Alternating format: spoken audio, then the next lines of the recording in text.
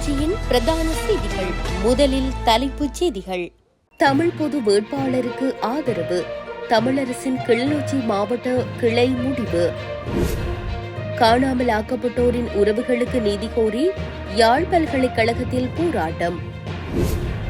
காணாமல் ஆக்கப்பட்டவர்களுக்கு நீதி கோரி பிரித்தானியாவில் போராட்டம். 6 முறை ஆடை களையப்பட்டு சோதனைக்குட்படுத்தப்பட்ட இளம்பெண். சட்டத்தரணி விடுத்துள்ள கோரிக்கை. தொடர்பென விரிவான செய்திகள்.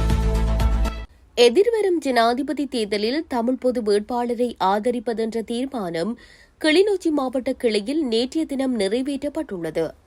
இலங்கை தமிழரசுக் கட்சி கிளிநொச்சி மாவட்ட கிளையின் உபதலைவரும் வடக்கு மாகாண மேனாள் கல்வி அமைச்சருமான தம்பிராசா குருகுலராஜா அவர்களின் தலைமையில் மாவட்ட கிளை உறுப்பினர்கள் மற்றும் உள்ளூராட்சி மன்ற மேனாள் உறுப்பினர்களின் பங்கேற்போடு நடைபெற்ற கூட்டத்தில் நிறைவேற்றப்பட்ட தீர்மானம் நாளைய தினம் நடைபெறவுள்ள மத்திய செயற்குழு கூட்டத்தில் சமர்ப்பிக்கப்படவுள்ளது.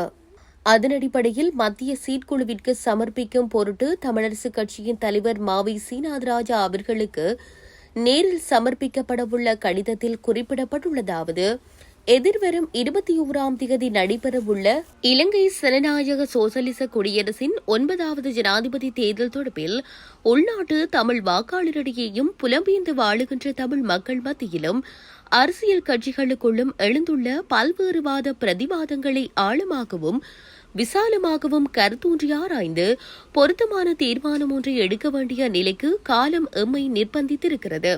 அதன் அடிப்படையில் இலங்கை தமிழரசுக் கட்சியின் கிளிநொச்சி மாவட்ட கிளையினராகிய நாங்கள் கட்சியினுடைய இணக்க விதிகளுக்கு உட்பட்டு மாவட்டத்தின் பல்வேறு தரப்பினருடன் சிவில் சமூகம் மற்றும் மதகுருமார்களுடனும் பொதுமக்களுடனும் அவ்வப்போது கலந்துரையாடி பெறப்பட்ட பெறுபேறுகளின் அடிப்படையில் 2024/8/30 கிளிநொச்சி மாவட்ட கிளையாக ஒன்றிணைந்து ஏகமனதாக எடுத்த கீழ்வரும் தீர்மானத்தை மத்திய செயற்குழுவின் தழுவு அனுமதிக்காக தயவுடன் முன்னெடுப்பு செய்கிறோம். ஜனாதிபதி தேர்தலில் யாருக்கு ஆதரவு வழங்குவதென்ற நிலைப்பாட்டை பொறுப்போடு ஆராய்ந்து நிகழ்கால இலங்கையினுடைய ஆட்புல ஒருமைப்பாட்டிற்கு பாதிப்பை ஏற்படுத்தாத வகையில் தமிழ் மக்களுடைய இனதேசிய அடிப்படையில் நின்று பொருத்தமான உபாயம் ஒன்றை நாம் சிந்திப்பது கால தேவையானது என்று நம்புகிறோம். மேற்படி விடயங்கள் ஒவ்வொன்றையும் மக்கள் மத்தியிலும் அரசியல் ஆர்வலர்கள் மத்தியிலும் பொதுசன அபிப்பிராயமாக பெற்று எமது மாவட்ட கிளையும் பிரதேச கிளையும் உள்ளூராட்சி மற்றும் மாகாண சபையின் முன்னாள் உறுப்பினர்களும் இணைந்து கள யதார்த்தத்தின் அடிப்படையில் இலங்கை தமிழரசுக் கட்சியினுடைய கொள்கை நிலைப்பாட்டை பாதுகாத்து மக்கள் மத்தியில் எமது அரசியல் இயக்கம் நெருங்கி செயற்படும் வகையில் தாயகத்தின் சிவில் அமைப்புகளினாலும் தமிழ் தேசிய பரப்பிலுள்ள பெரும்பான்மை கட்சிகளினாலும் முன்மொழியப்பட்டுள்ள தமிழ் பொது வேட்பாளருக்கு ஆதரவளிக்க வேண்டுமென்ற ஏகமனதான தீர்மானத்தை நிறைவேற்றியுள்ளோம் என்பதை தங்களுக்கு தயவுடன் அறிய தருகிறோம் என்றுள்ளது. அனைத்துலக வலிந்து காணாமல் ஆக்கப்பட்டோரது தினமானது நேற்றைய தினம் சர்வதேச ரீதியாக அனுஷ்டிக்கப்படுகிறது. அந்த வகையில் யாழ்ப்பாணம் பல்கலைக்கழகத்திற்கு முன்னால் காணாமலாக்கப்பட்ட உறவுகளுக்கு நீதி வேண்டி போராட்டம் ஒன்று நேற்று மதியம் முன்னெடுக்கப்பட்டது. இந்த போராட்டமானது யாழ்ப்பாண பல்கலைக்கழக மாணவர் ஒன்றியத்தின் ஏற்பாட்டில் முன்னெடுக்கப்பட்டது. போராட்டத்தில் ஈடுபட்டவர்கள் பதாகைகளை ஏந்தி வாய்களை கருப்பு துணியால் கட்டி போராட்டத்தில் ஈடுபட்டனர். இந்த போராட்டத்தில் ஏராளமான பல்கலைக்கழக மாணவர்கள் கலந்து கொண்டுள்ளமை குறிப்பிடத்தக்கது. சர்வதேச வலிந்து காணாமல் ஆக்கப்பட்டவர்களின் தினமான ஆகஸ்ட் 30 தாயகத்தில் காணாமல் ஆக்கப்பட்டவர்களுக்கு நீதி கோரி பிரித்தானியாவில் கவனஈர்ப்பு போராட்டம் ஒன்று மேற்கொள்ளப்பட்டுள்ளது.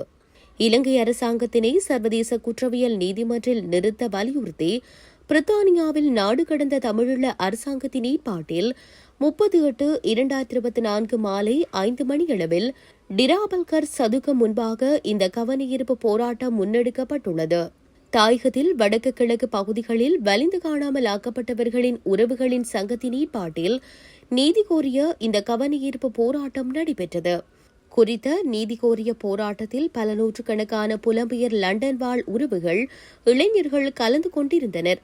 நாட்டில் பலவந்தமாக மறைத்து வைத்திருக்கப்பட்டும் காணாமலாக்கப்பட்ட உறவுகள் எங்கே?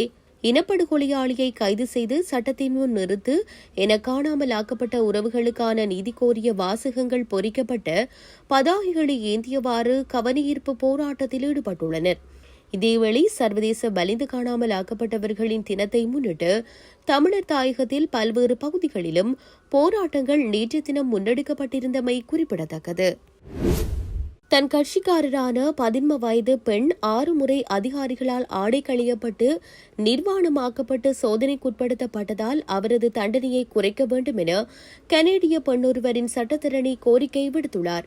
2022 ஆண்டு டிசம்பர் மாதம் பூங்கா ஒன்றில் படுத்திருந்த வீடற்றவரான ஹென்னத் லீ எனும் நபரை சூழ்ந்து கொண்டு சரமாரியாக தாக்கினார்கள் ஒரு கூட்டம் 11 வயது பெண்கள். படுகாயம் அடைந்து மருத்துவமனையில் அனுமதிக்கப்பட்ட லீ டிசம்பர் மாதம் 18ஆம் தேதி உயிரிழந்துவிட்டார். அதனைத் தொடர்ந்து லீயை தாக்கிய 13 முதல் 16 வயதுடைய 8 பெண்கள் கைது செய்யப்பட்டார்கள். இந்நிலையில் அந்த பெண்களில் ஒரு 13 வயது பெண்ணை அதிகாரிகள் 6 முறை கட்டாயப்படுத்தி ஆடை களைந்து நிர்வாணமாக்கி சோதனைக்குட்படுத்தியுள்ளார்கள். சிறார்கள் மற்றும் இளைஞர்கள் சேவை அமைச்சக கொள்கை காவலில் அடைக்கப்பட்டுள்ள இளைஞர்கள் ஆடை களையப்பட்டு சோதனை செய்யப்படுவதை அனுமதித்தாலும் அவர்களை ஒருபோதும் முழுமையாக நிர்வாணப்படுத்தக்கூடாது என்று கூறுகிறது. இந்நிலையில் நேற்று முன்தினம் நீதிமன்றில் சாட்சியம் அளித்த சம்பந்தப்பட்ட இளம்பெண் தான் நிர்வாணமாக்கப்பட்டதால் இப்போதும் அவமானமாக உணர்வதாக தெரிவித்தார். அவர்கள் என்னை நடத்திய விதம் என்னை குறித்து நானே மோசமாக உணரும் நிலையை ஏற்படுத்திவிட்டது என்றும் மக்கள் தன்னை பார்க்கும்போது அசௌகரியமாக உணர்வதாகவும் அவர் தெரிவித்தார். அதனைத் தொடர்ந்து தனது கட்சிக்காரரான அந்த பெண் விதிமுறைகளை மீறி அவமதிக்கப்பட்டதாலும் அது அவரது மனநிலையை பாதித்துள்ளதாகவும் அவரது தண்டனை காலத்தை குறைக்க வேண்டும் என அந்த பெண்ணின் சட்டத்தரணி நீதிமன்றத்தை கூறியுள்ளார். இத்துடன் செய்திகள் யாவும் நிறைவு பெறுகின்றன. மேலதிக செய்திகளை அறிந்து கொள்வதற்கு www.tamilaram.com எனும் இணையதளத்தை பார்வையிடுங்கள்.